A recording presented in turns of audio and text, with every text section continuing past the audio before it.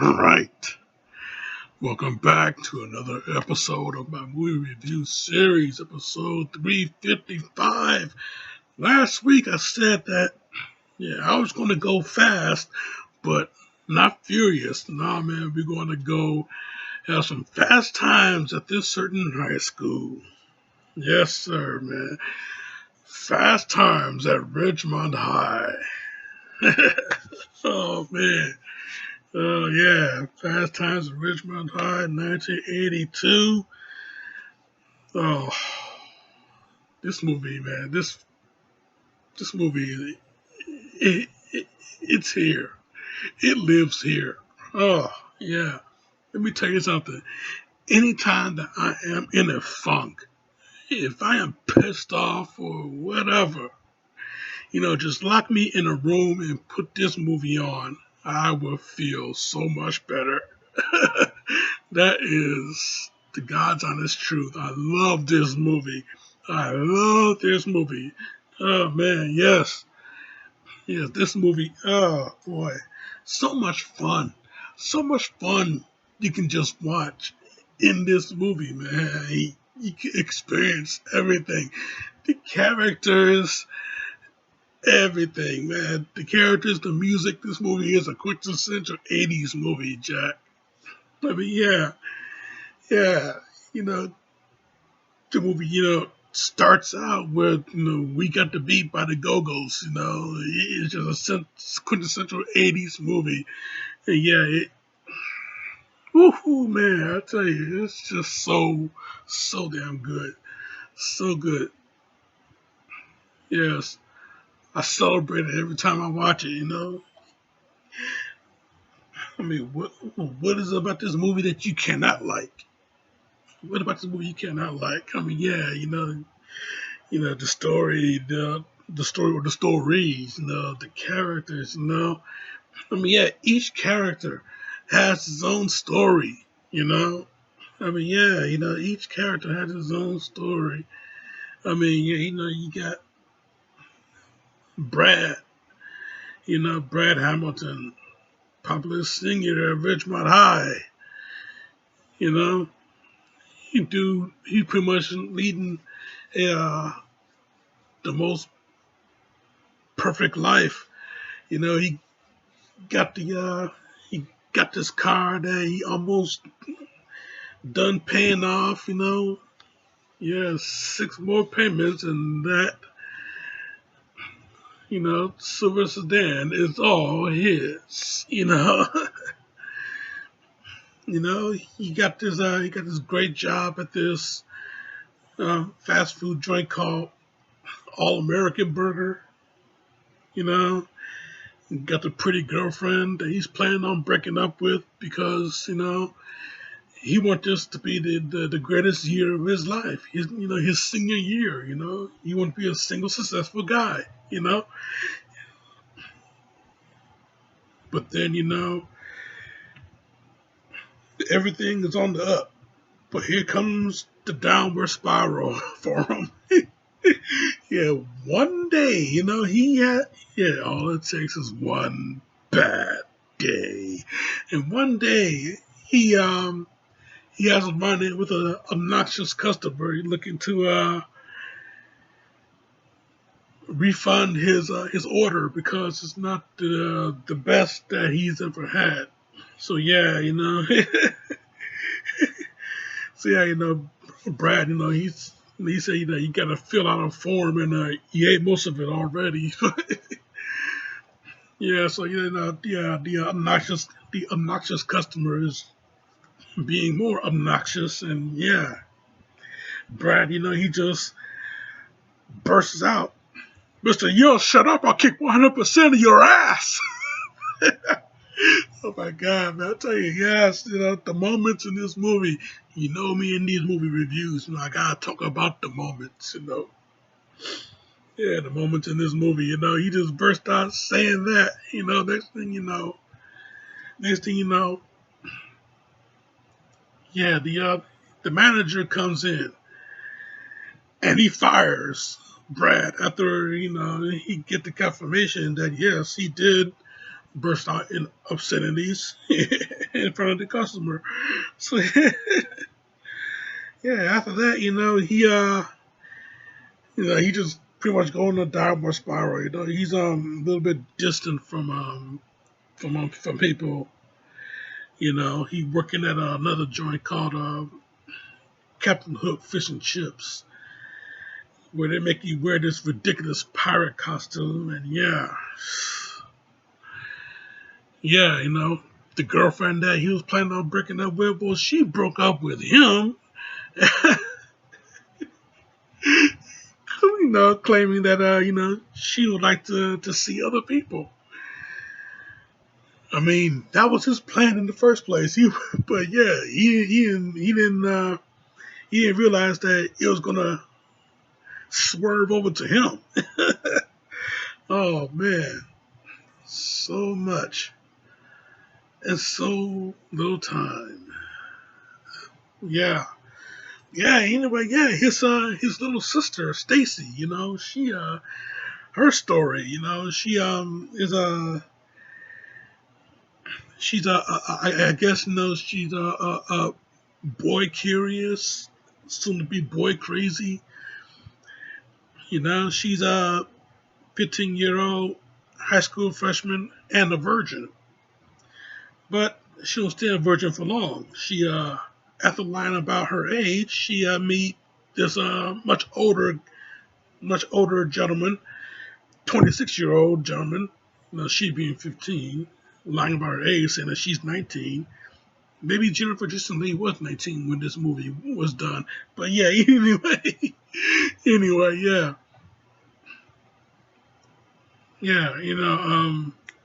yeah, she meets this cat, set up a little date where she loses her virginity at a baseball dugout. So, so yeah, you know, uh, yeah, she becomes little boy crazy now. After the cat that she met and lost her virginity to, he sent her flowers, and she don't hear from him again. So she moves on to another guy, this cat named this young cat named um, Mark Ratner, Rat for short. Yeah, she moves on to Mark Ratner, and he really likes her. As a matter of fact, he's in love.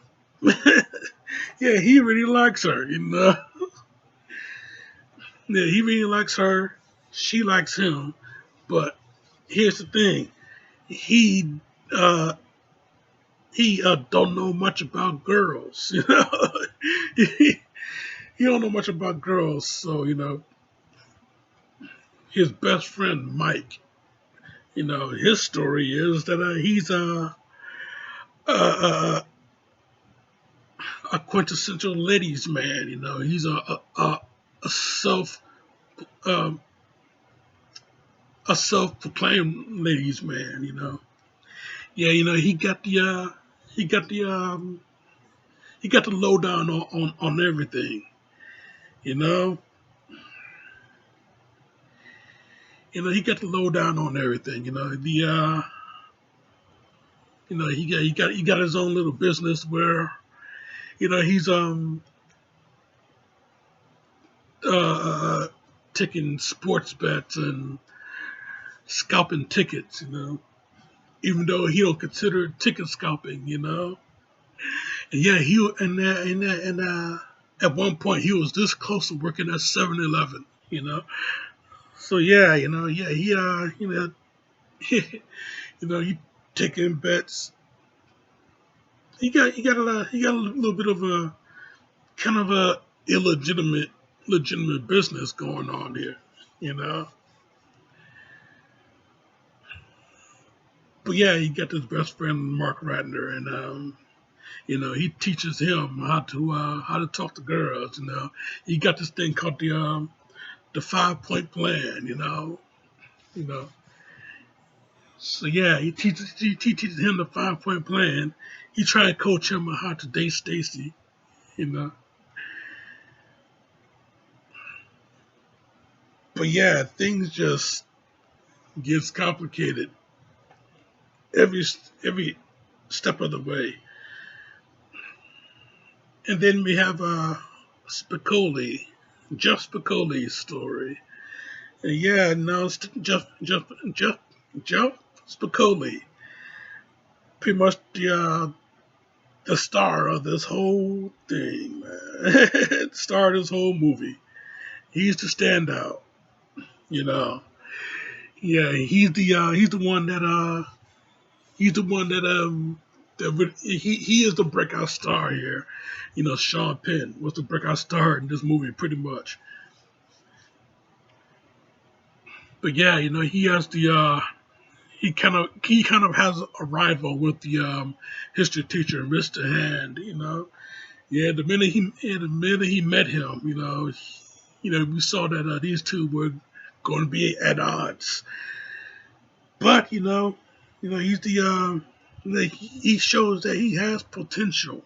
And Mr. Hand, he pretty much saw the boy's potential. You know, just because a carefree stoner and a surfer.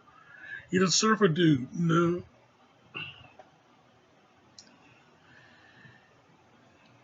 But yeah, he rather skip class than have a have a nice little education. But yeah, he does show that he does have potential.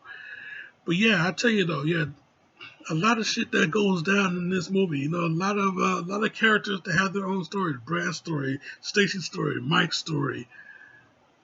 You know, Spicoli's story. You know, a lot of ups and downs. No twists and turns, but a lot of ups and downs.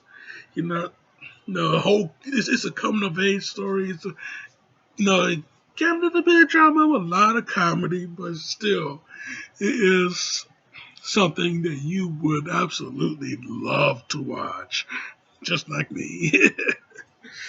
Oh man, I just love this movie though. You know, uh, yeah, Phoebe Cates' character Dana Barrett. She's the trophy wife in training, pretty much.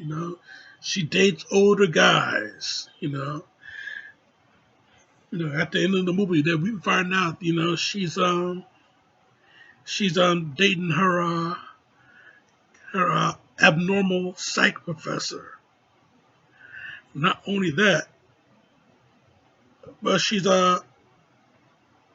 living with her abnormal psych professor. You know, yeah, Mark and Stacy. Mark Ratner and Stacy Hamilton. These two, on and off, but they're back on again. On and off in the movie, but they're back on again, and they're dating. They're going steady, but they still have not gone all the way. um, yeah, Mike Damone. He was busted scalping Ozzy Osbourne tickets and was forced to take a job at 7-Eleven. You know, you know, yeah. Brad, you know, after quitting, his job at the Captain Hook Fish and Chips, he took this job at Mighty Mart at Mighty Mart, a convenience store. He takes a job at Mighty Mart convenience store, and one night, he almost got robbed, but Spicoli, he was there, he was in the bathroom. There was no towels in there, the robber got distracted. Brad, he grabs the coffee and he splashes in the robber's face, blinding him. Yeah, I got you, you son of a bitch. They got you right home. Awesome. Totally awesome. All right, Hamilton. Oh man, it was just It was just crazy. But yeah, after all of that, he becomes the manager at Mighty Mart convenience store. You know, um, you know, you know, a teacher named Mr. Vargas. He has gone back to drinking coffee. He was hooked up on something else. I forgot what it was, but yeah, it was not caffeine. So yeah, he I guess he figured going back to drinking coffee would be much better for him, which I'm sure a lot of people out there that need their coffee will understand. And then yeah, Mr. Hand, after dealing with Spicoli for a full year, he maintains his belief that everyone is on dope. And speaking of Spicoli, yeah, he saved Brooke Shields from drowning and blew the reward money on hiring Van Halen to play at his birthday party. But yeah, a lot of stuff that goes on in this movie. Forrest Whitaker has a Forrest Whitaker is in this movie, and his character is named Charles Jefferson. He's a star football player of the whole school. And yeah, when he saw that his prized possession, his car, we saw that his car was trashed, and he got the impression because it was spray painted all over it that the school's rival Lincoln was responsible for it. Oh boy, he was so pissed off that he destroyed their entire football team in that game. Okay, what was the final score? I think it was 44-0. Okay, he annihilated every single person on that field. Okay, tackle here, tackle there, sack, tackle, everything. He just destroyed the entire team. Okay, yeah, Lincoln died that night. Yeah, Charles Jefferson. Yeah, you know, he just seething. You see him roaring, and he just tackle here, tackle there, murdering everybody. But yeah, the big game of the season, against Lincoln, and Lincoln was destroyed, all caps. Okay, yes, sir.